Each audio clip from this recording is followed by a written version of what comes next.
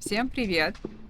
Это наше традиционное видео для изучающих русский язык, в которых мы говорим о том, как у нас дела, что мы делали в этом месяце, что мы будем делать в этом месяце, что мы хотим сделать в этом месяце. И мы просто разговариваем, чтобы поделиться новостями. Поэтому, если вы хотите практиковать свой русский язык, то пишите, как у вас дела. Мне на самом деле очень интересно узнать, чем вы жили, как вы жили, какие новые планы у вас. Я пью кофе, и я расскажу вам о том, где я сейчас. Ну, вы, наверное, знаете, что со мной происходило. Я буду жаловаться. И немного буду радоваться, но, наверное, жаловаться буду больше. Не знаю, сейчас посмотрим. Вот вы пьете кофе или нет? Или вы больше любите чай? Я не знаю. Мне кажется, найти хороший чай гораздо сложнее, чем найти хороший кофе. Поэтому я пью кофе. В октябре у меня было 2 больших апдейта. Наверное, даже 3. Ладно, 3 больших новости. Первое, мы переехали. Мы сейчас в Мар-дель-Плате. Здесь все очень зеленое. И мы живем в очень красивом, в очень симпатичном районе. Здесь в основном не квартиры, а дома. И все дома сделаны очень-очень красиво. То есть здесь очень-очень мило. Какие-то дома все зеленые, какие-то дома похожи на дом Шрека, но это очень прикольно. Потом, мы живем практически в 100 метрах от моря, может быть, 200 метров от моря. А могу я вам сейчас это прямо показать? Наверное, нет, потому что у меня здесь все стоит. Но я обязательно вставлю видео.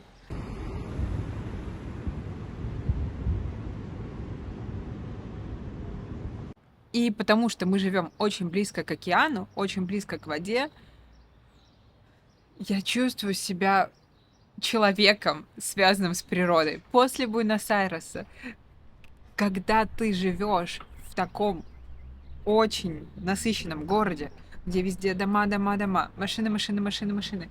Здесь очень мало машин. Здесь очень мало многоэтажных домов, особенно в этом районе, особенно где мы живем. И машин очень, не очень много. В этом есть плюсы. Конечно, плюс ходить на море.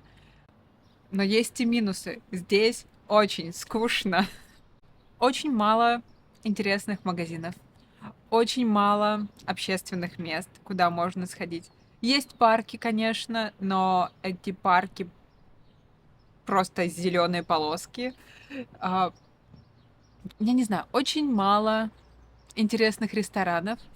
И для меня, как для настоящей сладкоежки, я очень люблю сладкое. Это огромная проблема.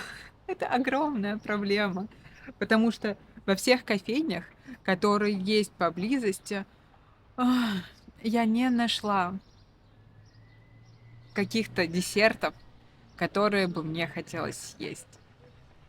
С одной стороны, это хорошо, но с другой стороны, очень грустно.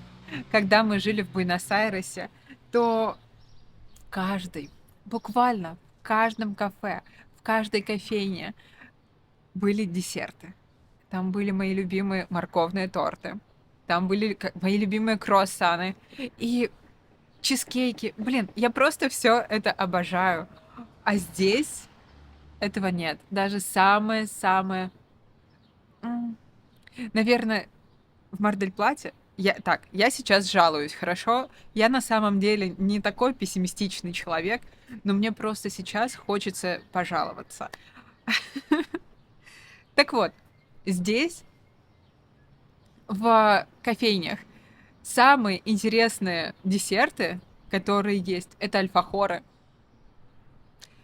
Чтобы вы понимали, в Буэнос-Айресе в Буэнос-Айресе тоже были альфахоры, но я на них даже не смотрела, потому что был огромный выбор того, что можно было съесть. Но здесь я ем альфа-хора. Очень редко. Так, что еще из интересного можно делать в Мар-дель-Плате?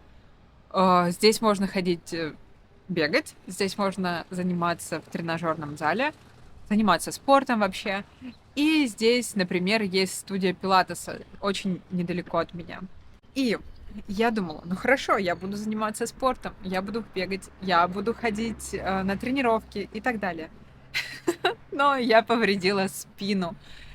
И если у вас когда-нибудь болела спина, я вам очень сочувствую, потому что сейчас я понимаю, насколько это ужасно.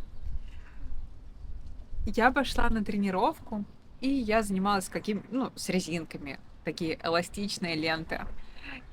И, видимо, я как-то неудачно делала упражнения, у меня все заболело. И первые несколько дней я чувствовала себя в порядке. Первые несколько дней после тренировки я думала, что все хорошо. Ну, может быть, немного болели мышцы, как обычно бывает после тренировок. Потом я пошла побегать, все было ок. Потом, буквально через 2 дня, я почувствовала себя, не знаю, уже очень-очень пожилой женщиной, потому что я не могла нормально ходить, я не могла лежать, я не могла вставать, я не могла делать ничего, я не могла даже наклониться, вообще просто ничего. Мне было ужасно больно. И эти несколько дней, когда у меня была сильная боль, я или лежала, или я даже плакала, вот честно. Когда я пошла в аптеку, чтобы купить Вольтарен гель для спины и обезболивающее, то я шла, и у меня все ужасно болело, что я остановилась, я присела немного, и я начала плакать. Это было ужасно. И у меня была такая мысль. Так, Ярослава, ты на самом деле болеешь? У тебя на самом деле болит спина? Или просто ты себя обманываешь? Просто ты выдумываешь, что у тебя болит спина, а на самом деле у тебя ничего не болит? Вот у вас бывает такое? Или это я одна такая нормальная? Но я позвонила доктору, и доктор мне сказал, что проблема не в моих мышцах, проблема в нерве. И у меня я повредила нерв. Где-то здесь или здесь, ну, сложно сказать. И поэтому мне вообще нельзя делать ничего. Поэтому если у вас болит спина, и это мышцы, то тогда массажи или горячий душ, а, или растяжки вам могут помочь. Но если вы повредили нерв, то лучше вообще ничего не делать. Поэтому мне нельзя ничего делать сейчас. Не бегать, не заниматься спортом. Поэтому мне сейчас вообще нечего делать в Мар-дель-Плате. И слава богу, что у меня прошли эти боли, и у меня появилась энергия снимать видео, поэтому надеюсь, что я буду сублимировать таким образом. Но и это не все. Третий пункт, почему я хочу пожаловаться. Здесь холодно. В Мар-дель-Плате достаточно холодно.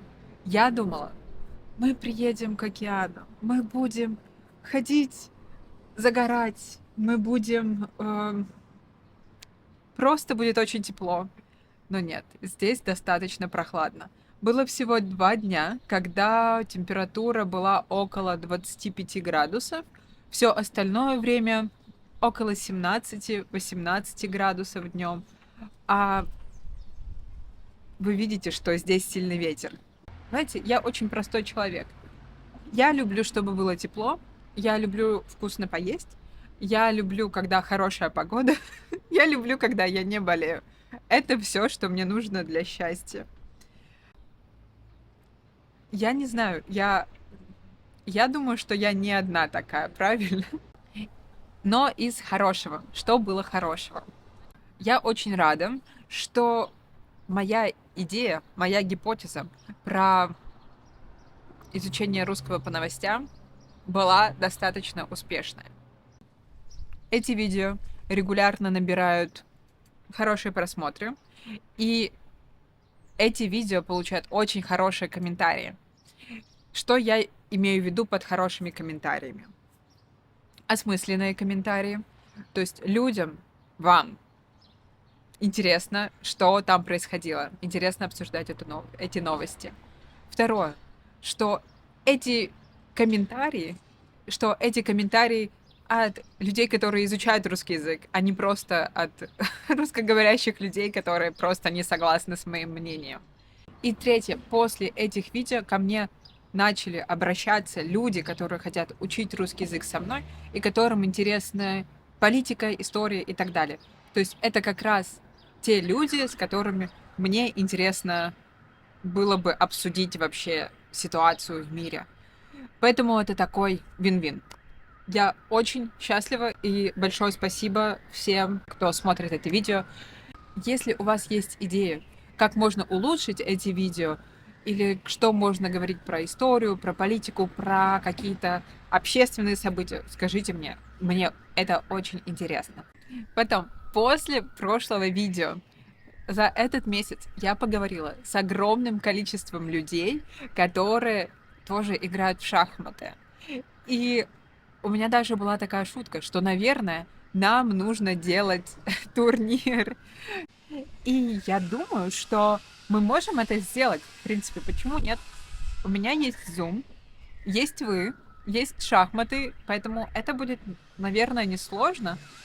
И просто по фану собраться, поиграть в групповые шахматы, делиться на группы, делиться на комнаты, а потом а потом определить победителя и, в общем, просто хорошо провести время. У меня есть такая идея. Второе. У меня есть идея писательского курса. Может быть, это даже не писательский курс. Ладно, я участвовала в одном писательском марафоне. Каждый день каждый день там давали задания, чтобы писать. Логично. Но у меня не было достаточно сил, эмоций, энергии, мотивации, чтобы этим заниматься. Но мне было бы интересно провести такой марафон вместе с вами. Конечно, бесплатно. Это для тех, кто хочет просто попрактиковаться. Потому что я знаю по своему опыту, я знаю про себя. Я могу что-то делать только если я с кем-то. Если я одна с собой, сама с собой, пытаюсь учить испанский, учить шахматы или заниматься спортом. Если я делаю это сама с собой, до свидания. У меня не получается ничего, я про все забываю, мне это становится неинтересно. Но если рядом со мной есть группа людей, которые тоже это делают, и мы делаем это вместе, и мы друг друга поддерживаем, и я знаю, что если я не сделаю, то это будет как-то не очень хорошо, это для меня, наверное, одна из лучших мотиваций. Если вы такие же, если вы устроены так же, как и я, то скажите мне, и в следующем месяце, да, я думаю, наверное, в декабре или в январе, мы проведем такой писательский марафон. Просто скажите мне, и я буду знать, что мне нужно думать в эту сторону. Есть такое выражение: человеку нужен человек. И я думаю, что движение вперед, развиваться, изучать что-то, улучшать себя, узнавать себя гораздо проще, легче, интересней с другими людьми. Поэтому я рада, что вы смотрите это видео. Я рада, что я делаю эти видео для вас. И что мы можем просто общаться и помогать друг другу. Напишите, какие у вас планы на этот месяц. И увидимся скоро.